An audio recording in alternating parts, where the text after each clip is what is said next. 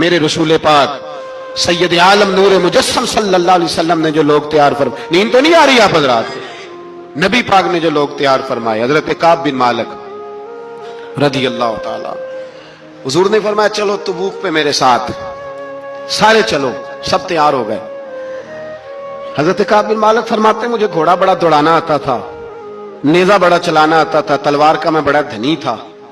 میں مالدار بھی تھا، میرے پاس بڑی وسائل تھے۔ حضور چلے گئے تو میں نے، یہ بخاری ہے، فرماتے ہیں میں نے سوچا کہ میں چلا جاؤں گا، کل میں گھوڑا دوڑاؤں گا، میں نے پیچھے پہنچ جانا، پرسوں چلا جاؤں گا، ترسوں بس سستی ہو گئی، نہ جا سکا۔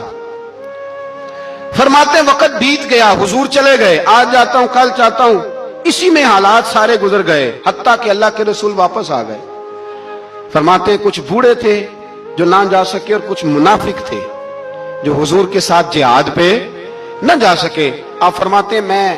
جوان بھی تھا، تیر انداز بھی تھا، اور دنیا عرب سارا جانتا تھا کہ مالدار بھی ہے، اللہ تعالیٰ کی دی ہوئی بڑی نعمتیں تھیں، میں نہ گیا، اور ہو غلطی گئی، سستی گئی۔ فرماتے ہیں حضور مدینے میں آئے، جب مسجد نبوی میں بیٹھے تو منافق آ کے بہانے کرنے لگے، کوئی کہنے لگا بچی بڑی بیمار تھی، کوئی کہنے لگا حضور کل ہی صحیح ہوا ہوں۔ فرماتے ہیں مجھے بھی پتا تھا، اور پتا مصطفیٰ کو بھی تھا جھوٹ بول رہے ہیں، حضور کو پتا تھا، پر وہ بہانے کرتے، حضور قبول کرتے، میں چلو جاؤ۔ کہا فرماتے ہیں ایک منٹ کے لیے مجھے بھی وسوسہ آیا کہ کوئی بہانہ نہ کر دوں، لیکن پھر میں نے سوچا بہانہ کس کے سامنے کروں جسے اللہ تبارک و تعالیٰ نے نبوت کی آنکھ عطا فرمائی ہوئی ہے، اس محبوب کے سامنے بہانہ۔ اس خیال آیا مسلمان نیک و بد پہچان جاتے ہیں، محمد آدمی کے دل کی باتیں جان جاتے ہیں، کدھر بہانہ کروں، حضور کو تو سارا پتا ہے۔ فرماتے میں گیا، حضور نے پوچھا کیوں نہیں آئے، اور پوچھا بھی مسکرا کے، کیوں نہیں آیا، مسکرا کے پوچھا۔ فرماتے ہیں میں نے سچ سچ بولا، میں نے کہا یا رسول اللہ سستی ہو گئی، حضور غلطی ہو گئی، جو بہانے لگا رہے تھے ان کو آزادی مل گئی، اور مکتب عشق کا دستور نرالا دیکھا، اس کو چھٹی نہ ملی جس نے سبق یاد کیا۔ فرماتے ہیں ان کو چھٹی مل گئی، میں نے کہا حضور غلطی ہو گئی، تو نبی پاک نے فرمایا اس سے کوئی بندہ کلام نہ کرے، خبردار میرے ساتھ بھی گفتگو نہ کرنا۔ حضرت کعب بن مالک فرماتے ہیں میرا چچا زاد بھائی، خالہ زاد بھائی سارے رہتے تھے، میں کسی کو سلام لیتا تو کوئی جواب بھی نہیں دیتا تھا۔ فرماتے ہیں میں مسجد میں نماز پڑھنے آتا،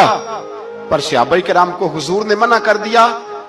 تو مدینے کی گلیاں بھی ناآشنا ہو گئی۔ فرماتے ہیں مجھے یوں لگتا تھا کہ مدینے کے در و دیوار بھی مجھ سے کلام نہیں کرتے، میں وہاں دعا منگیا کرو سنگیو کتے مرشد نہ رس جاؤ گے،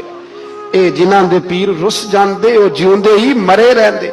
کہا اس طرح لگا کہ جیسے حالات بگڑ گئے سارے میرے حق میں۔ آپ فرماتے ہیں میں مسجد میں آ کے بیٹھتا تو جب مجھے پتا تھا، میں جب آنکھیں ادھر کرتا تو حضور مجھے دیکھتے، اور جب میں نبی پاک کو دیکھتا تو حضور چہرہ پھیر لیتے۔ بول پڑے خواجہ غلام فرید صاحب، کہنے لگے میں ویکھاں تے میرا یار نہ ویکھے، جے میں نام ویکھاں تے او ویکھے، ایڈے نصیب کتھوں تتڑی دے او میرے وچ ویکھن دے ویکھے، غلام فریدا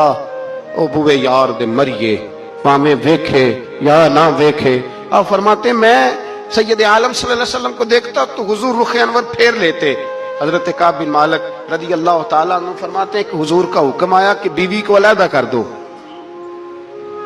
بار پہلے کوئی نہیں بات کرتا، اب کہا بیوی کو علیحدہ کر دو، تو میں نے کہا حضور طلاق دے دوں، فرمایا نہیں میکے بھیج دو، طلاق نہیں دینی۔ فرماتے ہیں بال بچہ بھی چلا گیا، نہ گھر میں کوئی نہ باہر کوئی، تنے تنہا۔ آپ فرماتے ہیں زمانہ جانتا تھا، عرب کے صوبوں میں بات پھیل گئی کہ کعب بن مالک جیسا سردار، مالدار، گھوڑ سوار، تیر انداز، نیزہ باز، اتنا بڑا سیانہ سنجیدہ آدمی جدا کر دیا نبی پاک نے۔ فرماتے ہیں غسان کے عیسائی بادشاہ نے مجھے خط لکھا۔ حضرت کعب فرماتے ہیں بڑی آزمائش تھی، پر یہ مصیبت سب سے بڑی تھی۔ غسان کے عیسائی بادشاہ نے خط لکھا، اس کا آدمی مجھے ڈھونڈتا پھرتا مدینے میں، میں ملا تو خط اس نے مجھے دیا۔ خط میں یہ نہیں لکھا تھا کہ کافر ہو جاؤ معاذ اللہ، یہ نہیں لکھا تھا عیسائی ہو جاؤ، اس نے خط میں لکھا کہ کعب ہم نے سنا ہے تمہارے نبی نے تمہیں چھوڑ دیا، ناراض ہو گئے، تم تو اس قابل تھے کہ صوبے کے گورنر بنائے جاتے، تم تو بڑے عہدے کے قابل تھے، تمہاری تو شہرت ہے سارے علاقوں میں، تم آ جاؤ ہمارے پاس، ہم تمہیں بہت بڑا عہدہ دے دیں گے۔ حضرت کعب بن مالک فرماتے ہیں اب میری چیخیں نکلی، اب میں تڑپ کے رویا، میں نے وہ اس کا خط پکڑا اور جلتے ہوئے تنور میں ڈالا اور مسجد نبوی میں سر سجدے میں رکھ کے میں نے کہا اے اللہ میرا ایمان اتنا ہی مشکوک ہو گیا ہے کہ کافر کہتے ہیں میں ان کے ساتھ مل جاؤں گا، اے اللہ میرا ایمان اتنا مشکوک کافر سمجھنے لگے ہیں کہ میں مسلمانوں کو چھوڑ کے ان سے اتحاد کروں گا۔ یہاں لوگ کہتے ہیں ہم نے پریشر کے لیے ان کو ساتھ ملایا ہے، ہم نے پریشر کے لیے کافر سے سمجھوتا کرو گے، اپنے بھائی پر ظلم کرنے کے لیے بے ایمانوں کے ساتھ دوستی کرو گے۔ حضرت کعب بن مالک فرماتے ہیں میں نے تندور میں ڈالا، میں تڑپ کے رویا، میں نے کہا اے اللہ میرا اتنا امتحان نہ لے کہ کافر سوچنے لگے کہ میں اس سے سمجھوتا کروں گا، اے اللہ مہربانی فرما اتنا امتحان نہ لے۔ روتے روتے گھر گیا، سحری تک روتا رہا، ایک آدمی دوڑا آیا کہنے لگا کعب جلدی چل، حضرت جبریل آ گئے ہیں، اللہ نے تیری توبہ قبول فرما لی ہے، رسول پاک نے تجھے یاد فرمایا ہے، چل آ جا۔ حضرت کعب بن مالک فرماتے میں قدموں میں گرا اور میں نے کہا محبوبہ میرا سارا ہی مال لے لے،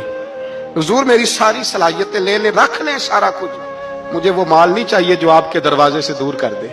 حضور وہ دولتیں میرے کس کام کی جو آپ کے دروازے سے دور کر دے، بے نور بے چراغ جو محفل ہو پھونک دو، اعظم بلا سے اپنی وہ ہستی ہی کیوں نہ ہو، جو چیز اس کی راہ میں حائل ہو پھونک دو۔ حضرت کعب بن مالک رضی اللہ تعالیٰ عنہ نے ایک منٹ کے لیے بھی کافر سے سمجھوتا کرنا پسند نہ کیا، جبھی تو اللہ نے توبہ حضرت جبریل کے ذریعے نازل فرمائی۔